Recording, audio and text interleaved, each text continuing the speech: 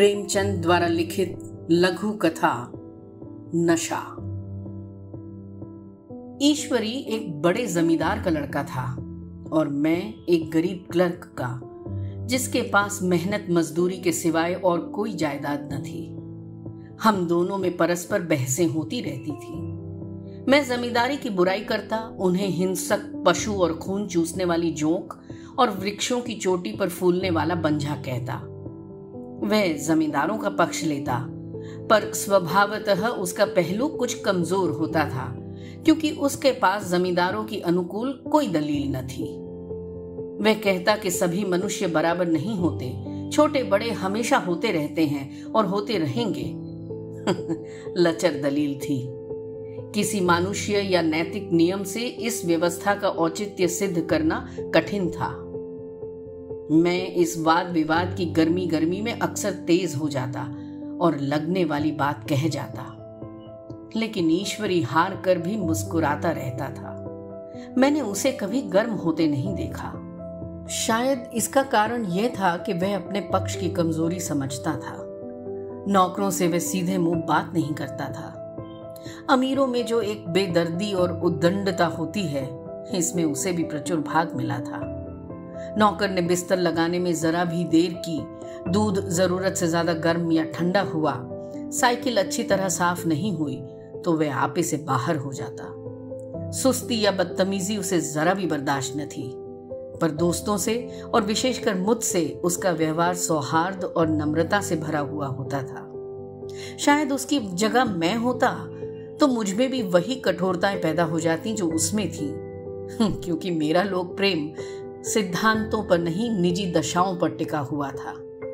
लेकिन वह मेरी जगह होकर भी शायद अमीर ही रहता, क्योंकि वह प्रकृति से ही विलासी और ऐश्वर्य प्रिय था। अब की दशहरे की छुट्टियों में मैंने निश्चय किया कि घर न जाऊंगा। मेरे पास किराए के लिए रुपए न थे और न घर वालों को तकलीफ देना चाहता था। मैं जानता हूं वह मुझे जो कुछ देते हैं वह उनकी हैसियत से बहुत ज्यादा है। उसके साथ ही परीक्षा का ख्याल था।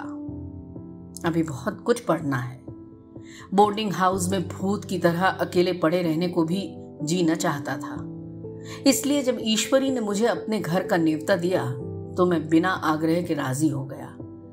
ईश्वरी के साथ परीक्षा की तैयारी खूब हो जाएगी। वह अमीर होकर भी मेहनती और ज़हीन है। उसने इसके साथ ही कहा, लेकिन भाई एक बात का ख्याल रखना, वहां अगर जमींदारों की निंदा की तो मामला बिगड़ जाएगा और मेरे घर वालों को बुरा लगेगा। वह लोग तो आसामियों पर इसी दावे से शासन करते हैं कि ईश्वर ने आसामियों को उनकी सेवा के लिए ही पैदा किया है। आसामी भी यही समझता है। अगर उसे सुझा दिया जाए कि जमींदार और आसामी में कोई मौलिक भेद नहीं है तो जमींदारी का कहीं पता न लगे। मैंने कहा, तो क्या तुम समझते हो कि मैं वहां जाकर कुछ और हो जाऊंगा? हाँ, मैं तो यही समझता हूं। तुम गलत समझते हो। ईश्वरी ने इसका कोई जवाब न दिया। कदाचित उसने इस मामले को मेरे विवेक पर छोड़ दिया और बहुत अच्छा किया। अगर वह अपनी बात पर अड़ता तो मैं भी जिद पकड़ लेता। सेकेंड क्लास तो क्या, मैंने कभी इंटर क्लास में भी सफर न किया था। अब की सेकेंड क्लास में सफर का सौभाग्य प्राप्त हुआ। गाड़ी तो 9 बजे रात को आती थी, पर यात्रा के हर्ष में हम शाम को स्टेशन जा पहुंचे। कुछ देर इधर उधर सैर करने के बाद रिफ्रेशमेंट रूम में जाकर हम लोगों ने भोजन किया। मेरी वेशभूषा और रंग ढंग से पारखी खानसामों को यह पहचानने में देर न लगी कि मालिक कौन है और पिछलग्गू कौन। लेकिन न जाने क्यों मुझे उनकी गुस्ताखी बुरी लग रही थी। पैसे ईश्वरी के जेब से गए। शायद मेरे पिता को जो वेतन मिलता है उससे ज्यादा इन खानसामों को इनाम इकराम में मिल जाता हो। एक अठन्नी तो चलते समय ईश्वरी ने ही दे दी। फिर भी मैं उन सबों से उसी तत्परता और विनय की अपेक्षा करता था जिससे वे ईश्वरी की सेवा कर रहे थे। ईश्वरी के हुक्म पर सबके सब दौड़ते हैं, लेकिन मैं कोई चीज मांगता हूं तो उतना उत्साह नहीं दिखाते। मुझे भोजन में कुछ स्वाद न मिला। यह भेद मेरे ध्यान को संपूर्ण रूप से अपनी ओर खींचे हुए था। गाड़ी आई, हम दोनों सवार हुए। खानसामों ने ईश्वरी को सलाम किया, मेरी ओर देखा भी नहीं। ईश्वरी ने कहा, कितने तमीजदार हैं ये सब, एक हमारे नौकर हैं कि कोई काम करने का ढंग नहीं। मैंने खट्टे मन से कहा, इसी तरह अगर तुम अपने नौकरों को भी 8 आने रोज इनाम दिया करो तो शायद इनसे ज्यादा तमीजदार हो जाएं। तो क्या तुम ये समझते हो कि ये सब केवल इनाम के लालच में इतना अदब करते हैं? जी नहीं, कदापि नहीं। तमीज और अदब तो इनके रक्त में मिल गया है। गाड़ी चली, डाक थी। प्रयाग से चली तो प्रतापगढ़ जाकर रुकी। एक आदमी ने हमारा कमरा खोला। मैं तुरंत चिल्ला उठा, है दूसरा दर्जा है, 2nd क्लास है। उस मुसाफिर ने डिब्बे के अंदर आकर मेरी ओर एक विचित्र उपेक्षा की दृष्टि से देखकर कहा, जी हाँ, सेवक इतना समझता है, और बीच वाले बर्थ पर बैठ गया। मुझे कितनी लज्जा आई कह नहीं सकता। भोर होते होते हम लोग मुरादाबाद पहुंचे। स्टेशन पर कई आदमी हमारा स्वागत करने के लिए खड़े थे। 2 भद्र पुरुष थे, 5 बेगार। बेगारों ने हमारा लगेज उठाया। दोनों भद्र पुरुष पीछे पीछे चले। एक मुसलमान था रियासत अली, दूसरा ब्राह्मण था राम हरक। दोनों ने मेरी ओर अपरिचित नेत्रों से देखा, मानो कह रहे हो, तुम कौवे होकर हंस के साथ कैसे? रियासत अली ने ईश्वरी से पूछा, ये बाबू साहब क्या आपके साथ पढ़ते हैं? ईश्वरी ने जवाब दिया, हाँ, साथ पढ़ते भी हैं और साथ रहते भी हैं। यूं कहिए कि आप ही की बदौलत मैं इलाहाबाद पड़ा हुआ हूं, नहीं कब का लखनऊ चलाया होता। अब की मैं इन्हें घसीट लाया। इनके घर से कई तार आ चुके थे, मगर मैंने इनकारी जवाब दिलवा दिए। आखिरी तार तो अर्जेंट था, जिसकी फीस 4 आने प्रति शब्द है, पर यहां से भी उसका जवाब इनकारी ही गया। दोनों सज्जनों ने मेरी ओर चकित नेत्रों से देखा, आतंकित हो जाने की चेष्टा करते जान पड़े। रियासत अली ने अर्ध शंका के स्वर में कहा, लेकिन आप बड़े सादे लिबास में रहते हैं। ईश्वरी ने शंका निवारण की, महात्मा गांधी के भक्त हैं साहब, खद्दर के सिवा कुछ पहनते ही नहीं, पुराने सारे कपड़े जला डाले। यूं कहो कि राजा हैं, 2.5 लाख सालाना की रियासत है, पर आपकी सूरत देखो तो मालूम होता है अभी अनाथालय से पकड़ कर लाए हैं। राम हरक बोले, अमीरों का ऐसा स्वभाव बहुत कम देखने में आता है, कोई भाप ही नहीं सकता। रियासत अली ने समर्थन किया, आपने महाराजा चांगली को देखा होता तो दांतों तले उंगली दबाते। एक गाढ़े की मिर्जई और चमरौदे जूते पहने बाजारों में घूमा करते थे।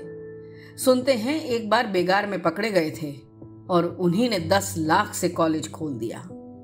मैं मन में कटा जा रहा था, पर न जाने क्या बात थी कि यह सफेद झूठ उस वक्त मुझे हास्यास्पद न जान पड़ा। उसके प्रत्येक वाक्य के साथ मानो मैं उस कल्पित वैभव के समीप तर आता जाता था। मैं शहसवार नहीं हूं, हाँ, लड़कपन में कई बार लट्टू घोड़ों पर सवार हुआ हूं। यहां देखा तो 2 कला रास घोड़े हमारे लिए तैयार खड़े थे। मेरी तो जान ही निकल गई। सवार तो हुआ पर बोटियां कांप रही थी। मैंने चेहरे पर शिकन न पड़ने दिया। घोड़े को ईश्वरी के पीछे डाल दिया। खैरियत ये हुई कि ईश्वरी ने घोड़े को तेज न किया, वरना शायद मैं हाथ पैर तुड़वा कर लौटता। संभव है ईश्वरी ने समझ लिया हो कि यह कितने पानी में है। ईश्वरी का घर क्या था? किला था। इमाम बाड़े का सा फाटक, द्वार पर पहरेदार टहलता हुआ, नौकरों का कोई हिसाब नहीं, एक हाथी बंधा हुआ। ईश्वरी ने अपने पिता, चाचा, ताऊ आदि सबसे मेरा परिचय कराया, और उसी अतिशयोक्ति के साथ। ऐसी हवा बांधी कि कुछ न पूछिए। नौकर चाकर ही नहीं, घर के लोग भी मेरा सम्मान करने लगे। देहात के जमींदार, लाखों का मुनाफा, मगर पुलिस कांस्टेबल को अफसर समझने वाले। कई महाशय तो मुझे हुजूर हुजूर कहने लगे। जब जरा एकांत हुआ तो मैंने ईश्वरी से कहा, तुम बड़े शैतान हो यार, मेरी मिट्टी क्यों पलीत कर रहे हो? ईश्वरी ने दृढ़ मुस्कान के साथ कहा, इन गधों के सामने यही चाल जरूरी थी। वरना सीधे मुंह बोलते भी नहीं। जरा देर के बाद नाई हमारे पांव दबाने आया। कुंवर लोग स्टेशन से आए हैं, थक गए होंगे। ईश्वरी ने मेरी ओर इशारा करके कहा, पहले कुंवर साहब के पांव दबा। मैं चारपाई पर लेटा हुआ था। मेरे जीवन में ऐसा शायद ही कभी हुआ हो कि किसी ने मेरे पांव दबाए हों। मैं इसे अमीरों के चोचले, रईसों का गधापन और बड़े आदमियों की मुटमर्दी और जाने क्या क्या कहकर ईश्वरी का परिहास किया करता। और आज मैं पोतड़ों का रईस बनने का स्वांग भर रहा था। इतने में 10 बज गए। पुरानी सभ्यता के लोग थे। नई रोशनी अभी केवल पहाड़ की चोटी तक पहुंच पाई थी। अंदर से भोजन का बुलावा आया। हम स्नान करने चले गए। मैं हमेशा अपनी धोती खुद छांट लिया करता हूं, मगर यहां मैंने ईश्वरी की ही भांति अपनी धोती भी छोड़ दी। अपने हाथों अपनी धोती छांटते शर्म आ रही थी। अंदर भोजन करने चले। हॉस्टल में जूते पहने मेज पर जा डटते थे। यहां पांव धोना आवश्यक था। कहार पानी लिए खड़ा था। ईश्वरी ने पांव बढ़ा दिए। कहार ने उसके पांव धोए। मैंने भी पांव बढ़ा दिए। कहार ने मेरे भी पांव धोए। सोचा था वहां देहात में एकाग्र होकर खूब पढ़ेंगे, पर यहां सारा दिन सैर सपाटे में कट जाता था। कहीं नदी में बजरे पर सैर कर रहे हैं, कहीं मछलियों या चिड़ियों का शिकार खेल रहे हैं, कहीं पहलवानों की कुश्ती देख रहे हैं, कहीं शतरंज पर जमे हैं। ईश्वरी खूब अंडे मंगवाता और कमरे में स्टोव पर आमलेट बनाते। नौकरों का एक जत्था हमेशा घेरे रहता। अपने हाथ पांव हिलाने की कोई जरूरत नहीं, केवल जबान हिला देना काफी है। नहाने बैठो तो आदमी नहलाने को हाजिर, लेटो तो आदमी पंखा झलने को खड़े। मैं महात्मा गांधी का कुंवर चेला मशहूर था। भीतर से बाहर तक मेरी धाक थी। नाश्ते में जरा भी देर न होने पाए, कहीं कुंवर साहब नाराज न हो जाएं। बिछावन ठीक समय पर लग जाए। कुंवर साहब के सोने का समय आ गया। मैं ईश्वरी से भी ज्यादा नाजुक दिमाग बन चला था, या बनने पर मजबूर किया गया था। ईश्वरी अपने हाथ से बिस्तर बिछा ले, लेकिन कुंवर मेहमान अपने हाथों से कैसे अपना बिछावन बिछा सकते हैं? उनकी महानता में बट्टा लग जाएगा। एक दिन सचमुच यही बात हो गई। ईश्वरी घर में था। शायद अपनी माता से कुछ बातचीत करने में देर हो गई। यहां 10 बज गए। मेरी आंखें नींद से झपक रही थी, मगर बिस्तर कैसे लगाऊं? कुंवर जो ठहरा। कोई 11:30 बजे मेहरा आया। बड़ा मुंह लगा नौकर था। घर के धंधों में मेरा बिस्तर लगाने की उसे सुध ही न रही। अब जो याद आई तो भागा हुआ आया। मैंने ऐसी डांट बताई कि उसने भी याद किया होगा। ईश्वरी मेरी डांट सुनकर बाहर निकल आया और बोला, तुमने ये बहुत अच्छा किया। ये सब हरामखोर इसी व्यवहार के योग्य हैं। इसी तरह ईश्वरी एक दिन एक जगह दावत में गया हुआ था। शाम हो गई, मगर लैंप मेज पर रखा हुआ था। दिया सलाई भी थी, लेकिन ईश्वरी खुद कभी लैंप नहीं जलाता था। फिर कुंवर साहब कैसे जलाएं? मैं झुंझला रहा था। समाचार पत्र आया रखा हुआ था। जी उधर लगा हुआ था, पर लैंप नदारद। दैव योग से उसी वक्त मुंशी रियासत अली आ निकले। मैं उन्हीं पर उबल पड़ा। ऐसी फटकार बताई कि बेचारा उल्लू हो गया। तुम लोगों को इतनी फिक्र भी नहीं कि लैंप तो जलवा दो? मालूम नहीं ऐसे कामचोर आदमियों का यहाँ कैसे गुजर होता है। मेरे यहाँ घंटे भर निर्वाह न हो। रियासत अली ने कांपते हुए हाथों से लैंप जला दिया। वहां एक ठाकुर अक्सर आया करता था। कुछ मनचला आदमी था, महात्मा गांधी का परम भक्त। मुझे महात्मा जी का चेला समझकर मेरा बड़ा लिहाज करता था, पर मुझसे कुछ भी पूछते संकोच करता था। एक दिन मुझे अकेला देखकर आया और हाथ बांधकर बोला, सरकार तो गांधी बाबा के चेले हैं ना? लोग कहते हैं कि यहाँ सुराज हो जाएगा तो जमींदार न रहेंगे। मैंने शान जमाई, जमींदारों के रहने की जरूरत ही क्या है? ये लोग गरीबों का खून चूसने के सिवा और करते क्या है? ठाकुर ने फिर पूछा, तो क्यों सरकार सब जमींदारों की जमीन छीन ली जाएगी? मैंने कहा, बहुत से लोग तो खुशी से दे देंगे, जो लोग खुशी से न देंगे उनकी जमीन छीननी ही पड़ेगी। हम लोग तो तैयार बैठे हुए हैं, ज्यों ही स्वराज्य हुआ अपने इलाके आसामियों के नाम हिब्बा कर देंगे। मैं कुर्सी पर पांव लटकाए बैठा था। ठाकुर मेरे पांव दबाने लगा, फिर बोला, आजकल जमींदार लोग बड़ा जुल्म करते हैं सरकार, हमें भी हुजूर अपने इलाके में थोड़ी सी जमीन दे दें तो चलकर वहीं आपकी सेवा में रहें। मैंने कहा, अभी तो मेरा कोई अख्तियार नहीं है भाई, लेकिन ज्यों ही अख्तियार मिला मैं सबसे पहले तुम्हें बुलाऊंगा, तुम्हें मोटर ड्राइवरी सिखाकर अपना ड्राइवर बना लूंगा। सुना उस दिन ठाकुर ने खूब भांग पी और अपनी स्त्री को खूब पीटा और गांव के महाजन से लड़ने पर तैयार हो गया। छुट्टी इस तरह तमाम हुई और हम फिर प्रयाग चले। गांव के बहुत से लोग हम लोगों को पहुंचाने आए। ठाकुर तो हमारे साथ स्टेशन तक आया। मैंने भी अपना पार्ट खूब सफाई से खेला और अपनी कुबेरोचित विनय और देवत्व की मुहर हर एक हृदय पर लगा दी। जी तो चाहता था हर एक नौकर को अच्छा इनाम दूं, लेकिन वह सामर्थ्य कहाँ था। वापसी टिकट था ही, केवल गाड़ी में बैठना था। पर गाड़ी आई तो ठसाठस भरी हुई। दुर्गा पूजा की छुट्टियां भोग कर सभी लोग लौट रहे थे। सेकंड क्लास में तिल रखने की जगह नहीं। इंटर क्लास की हालत उससे भी बदतर। ये आखिरी गाड़ी थी, किसी तरह रुक न सकते थे। बड़ी मुश्किल से तीसरे दर्जे में जगह मिली। हमारे ऐश्वर्य ने वहां अपना रंग जमा लिया, मगर मुझे उसमें बैठना बुरा लग रहा था। आए थे आराम से लेटे लेटे, जा रहे थे सिकुड़े हुए। पहलू बदलने की भी जगह न थी। कई आदमी पढ़े लिखे भी थे। वे आपस में अंग्रेजी राज्य की तारीफ करते जा रहे थे। एक महाशय बोले, ऐसा न्याय तो किसी राज्य में नहीं देखा, छोटे बड़े सब बराबर। राजा भी किसी पर अन्याय करे तो अदालत उसकी गर्दन दबा देती है। दूसरे सज्जन ने समर्थन किया, अरे साहब, आप खुद बादशाह पर दावा कर सकते हैं, अदालत में बादशाह पर डिक्री हो सकती है।